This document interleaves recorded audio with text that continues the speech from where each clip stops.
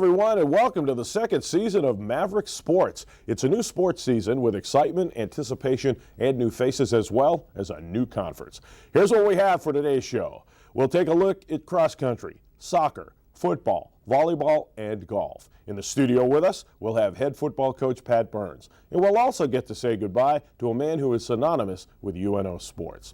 Cross country is the first UNO team to open its schedule. However, there are no juniors or seniors on that roster. Coach Steve Smith took time to talk with Maverick Sports. I think we're just in a building phase. We had some really good seniors, older girls graduate, and we're kind of starting over. We've got a good quality bunch of young girls, and I think each year we'll just build on that. Mary Margaret Nelson's a sophomore and was injured last year.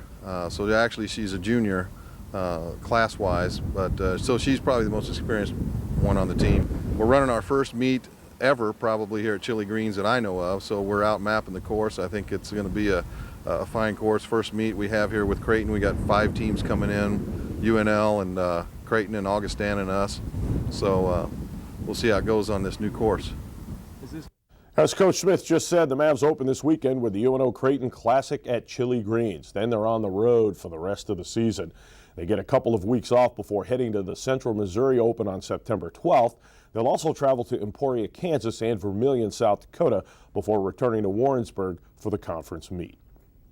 Don Klosterman's soccer crew is the preseason favorite to win the MIAA in the team's first year in the conference. That's not bad. The team is also coming off a big 7-0 exhibition win over Hastings. The coach talks about this year.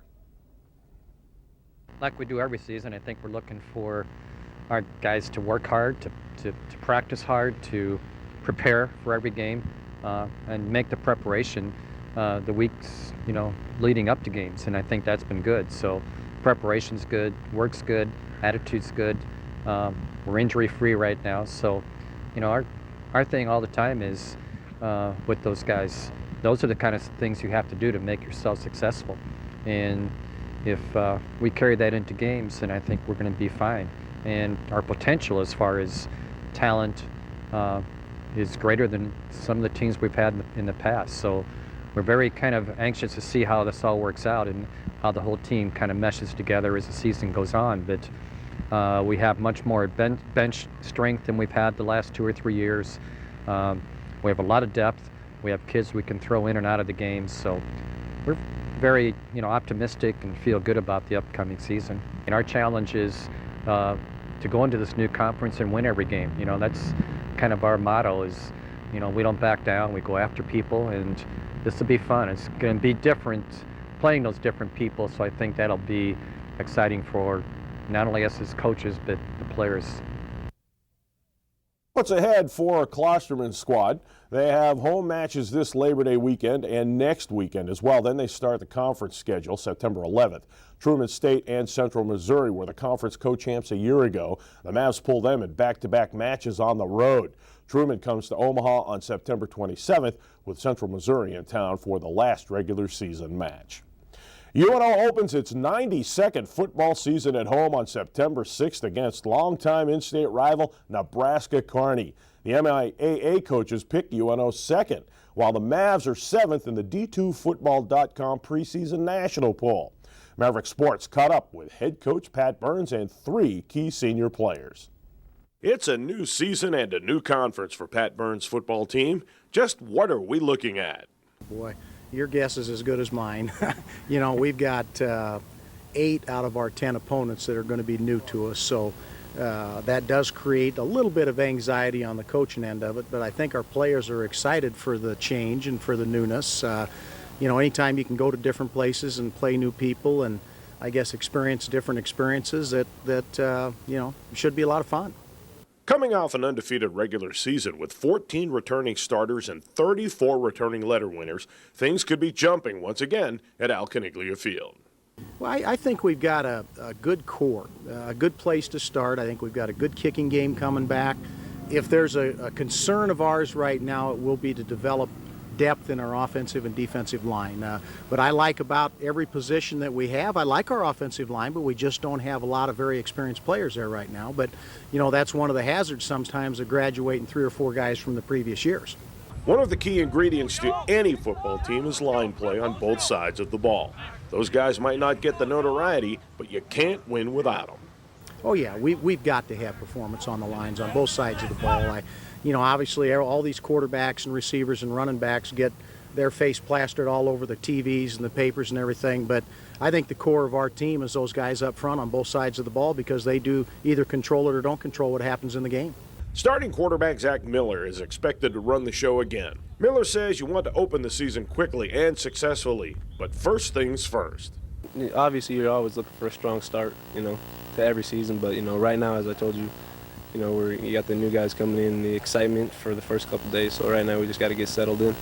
Miller will have 2 returning starters in front of him on the offensive line. The guys fighting for the other starting positions are talented, but don't have a lot of experience.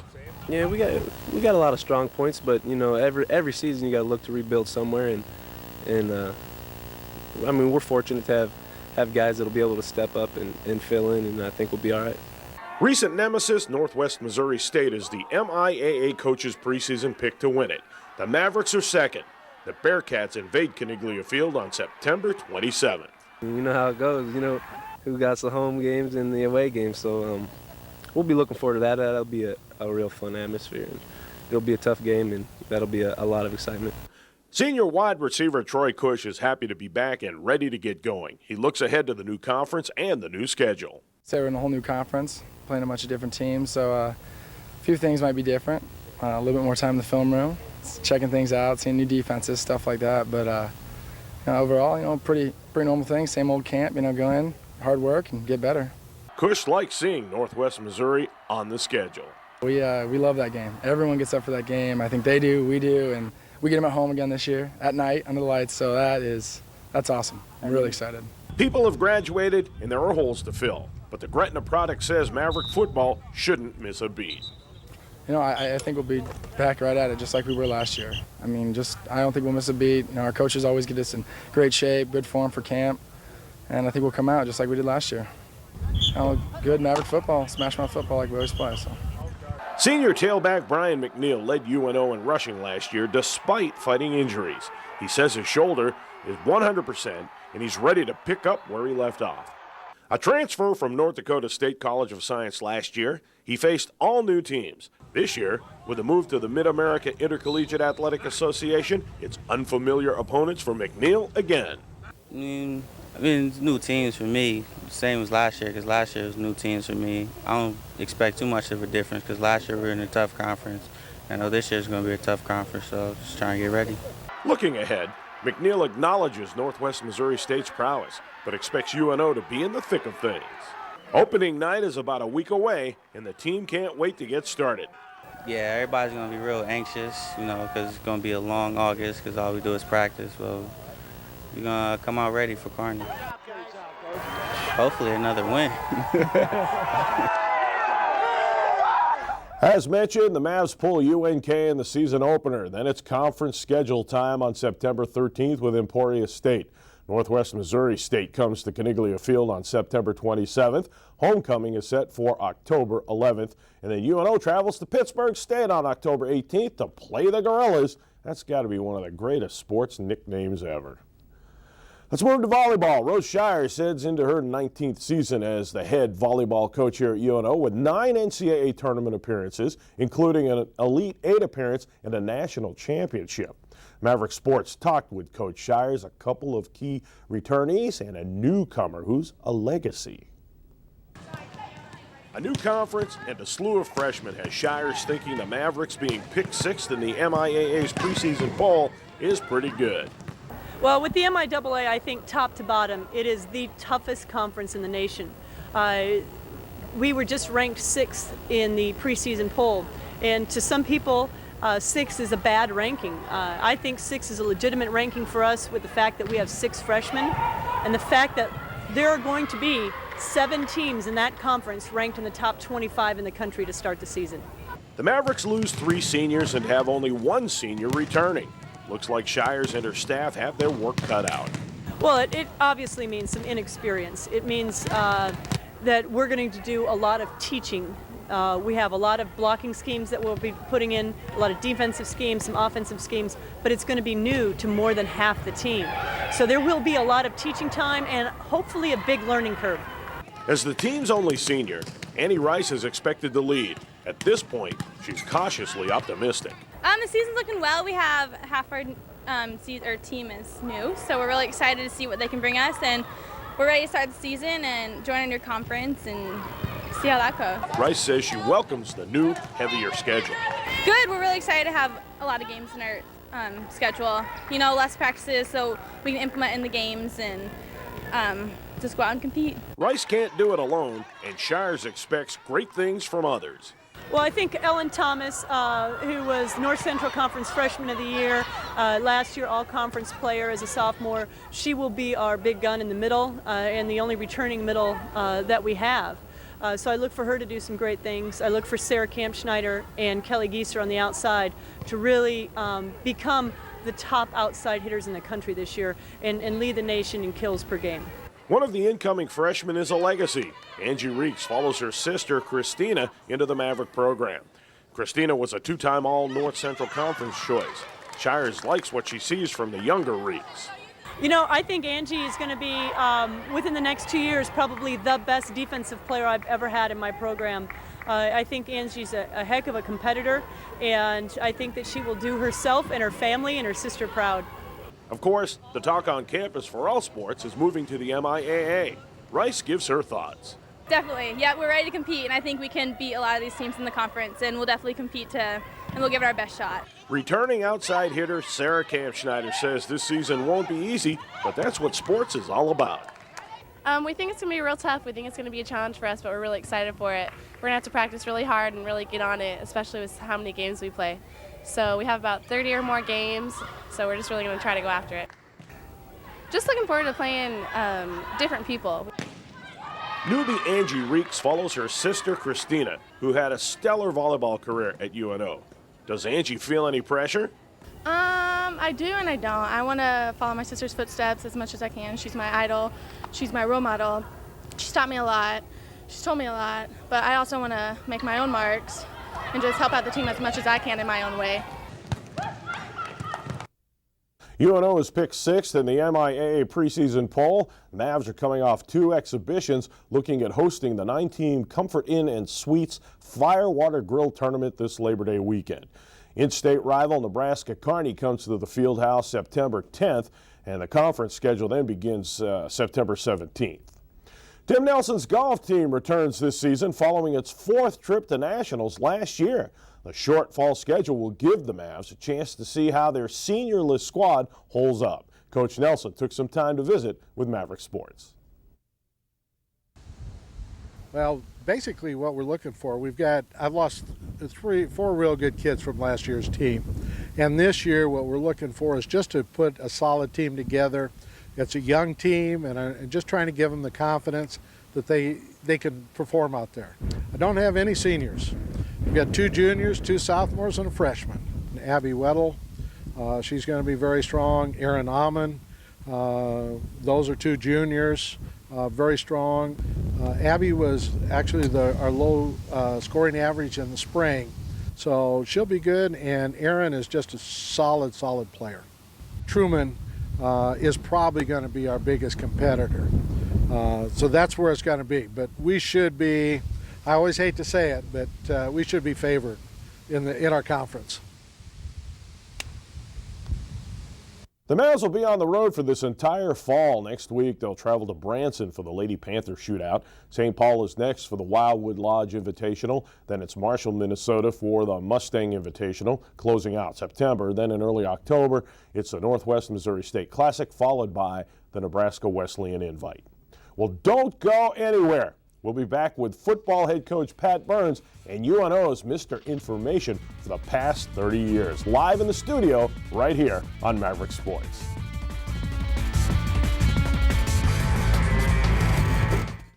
Visit gomavs.unomaha.edu to keep up on all your favorite Maverick teams, check the schedule, and even buy tickets to the next game. Check it out at gomavs.unomaha.edu. Your city, your news. The Omaha News, a different perspective on Omaha and its people, presented each week by the UNO School of Communication. Wednesdays at 4 o'clock on the Knowledge Network. With us in the studio now, it gives me great pleasure to introduce the head football coach for the UNO Mavericks, Pat Burns. And Pat met me his first year here. That was my last year as play-by-play announcer for the Mavericks, but our history goes back, and of course Pat's a heck of a coach. He's really brought the Maverick football program to a constant postseason appearance level. And I mean, you're so laid back a lot of times when I talk to you. Sometimes I wonder if you're really a football coach, because I'm so used to these guys who walk around like their hair's on fire. But your season opens on September 6th against Kearney. You had an amazing regular season last year, and I know everybody's all disappointed because of the playoff thing at Northwest Missouri again. But I'll tell you what, Pat, year in, year out, you just come to play. Your guys are ready. You strap it up and you go after it. I don't think 2008 is going to be any different for you. Well, we're hoping not, and obviously there's probably nobody more disappointed than we are about the way we ended our season last year. And you know, that's one of the things that we've got to try to change. I mean, when you get your program to that level, it does make a difference if you go on in the playoffs, and that's something we're working very hard at making different right now. You know, anybody who's been involved in sports, whether team or individual, knows you can't win everything all the time. But it seems even almost on a national level at Division II, UNO is looked upon as a playoff contending team year in, year out. And I guess you'd rather have that on your head than a team that's always trying to just win a couple games. Well, there's some things about, you know, a national level schedule that we participate in on a year-to-year basis. I think throughout the course of the years, being in the North Central really helped us establish a national reputation. Our new move to the MIAA, I think, will help us continue that role with a national reputation. But one of the things we've tried awful hard at doing is getting our program to a level that we can compete with anybody in the country in Division II. And the thing that's difficult in Division II is the scheduling part of it. And we try to schedule the best. I mean, we tried to schedule Valdosta this past year, North Alabama. We've tried to do some of that and just weren't unable to do it. So I'm not sure if that has anything to do with the reputation as much as it has something to do with the distance and the ability to travel, that we have restrictions more financially in Division II than anything. Sure. But you know, as far as the program goes, one thing I've noticed, people don't come here now to play football because they couldn't go anywhere else. People are coming here now to play because they want to play. That is a totally different atmosphere for any football program. Well, I think that's probably a transition that we've made over the years. I think we are doing a better job competing with people in our region and around the country for our recruiting base. You know, and obviously a majority of that is done, you know, through the strength of your institution and the strength of your community. And I think on those 2 points, we've got an awful good community here in the city of Omaha, and we've got an unbelievable institution that's growing at a pace that it's real difficult to keep up with, and because it's hard to recruit. Because honestly, I think that a majority of our people come to school to get an education and play football. They don't come here to play football and get an education. I'm sure you've always got those. So the selling points that we have, I think, is our institution. Well, you know, when you first came to Omaha, did you expect the support that you've got? I mean, obviously you took the job because you knew it was a good job and you wanted to come here. But the way things have panned out, did you expect it to be at the level that it's at, all around? Yeah, well, that's a hard one to think back on, because I think after the first 2 years, the lack of success that we had, you know, I think you second guess yourself whether you should have taken the thing or not, because you didn't see much light at the end of the tunnel. And even going into the year of 1996, we kind of stumbled a little bit early in the year and had some things happen that probably would not have rather had happen. I mean, for example, in the spring of 1996, we had the Board of Regents actually talking about dropping football at that time, and then we went in and got beaten in a very close game against Mankato at home that year. I think it was 16-15 or 15-14 by 1 point. And I think probably the thing that changed a little bit of our attitude is when we were coming off the field back at that time, we got cheered by the fans. And, you know, I think they were just satisfied with getting close. Well, I think that's at that point where we made a decision that we weren't going to be satisfied with getting close, and then we went on to beat North Dakota State that next weekend at Fargo, and they were ranked #1 in the nation, and I think that was probably part of the turning point. With that in mind then, coming to 2008, you got a good core coming back from last year's undefeated regular season team. And of course, everybody looks at the glamour position. So you have Brian McNeil in the backfield, Zach Miller, of course, running the show. On the other side of the ball, we still have a cushion town, Troy. So I think 2008 looks pretty good for the Mavericks. Well, you know what, you always go into your year optimistically. I've been saying all along that we do have a good core of players coming back, but it's our responsibility as a program and as a coach and as a player to make sure that we get ready for the 2008 season. And we just completed our 25th practice and had 15 in the spring. That's a lot of practices to go against each other. And in all honesty, I think we're tired of each other. They're tired of me, and I'm tired of them. We're tired of hitting each other. And you lose a little bit of perspective of where you're at right now. And I think it's going to be very important for us to get on the field and test this football team against a good opponent like we are going to in the first ball game against Kearney. And honestly, I think that will give us a better indication of the capabilities that we have. Does moving to the MIAA kind of help your emotions? Not that you were tired of the NCCC, but hey, this is a whole new world for everybody now. Well, I would hope that it would. I'm not sure we understand yet what we're getting into.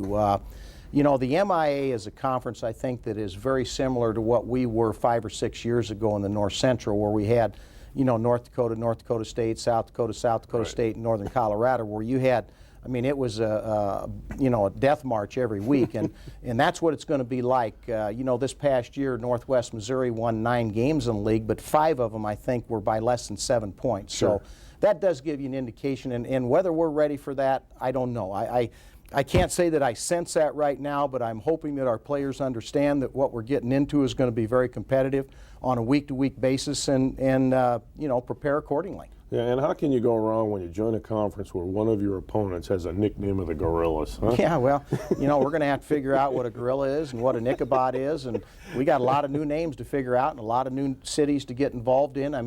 I think the only 3 teams that we've ever been involved with there is Northwest and Pitt State and Central Missouri. Other than that, we haven't played any of those people, so it's all new to us. Oh, well, as always, Coach, good luck to you. We know you always carry the red and black everywhere you go. Lift it high in the MIAA, and we'll be behind you 100%. Well, thanks a lot, and we enjoyed the time we spent with you. All right, come back. We'll have to have you back again. Anytime. All right, that's head coach Pat Burns of the UNO Football Mavericks.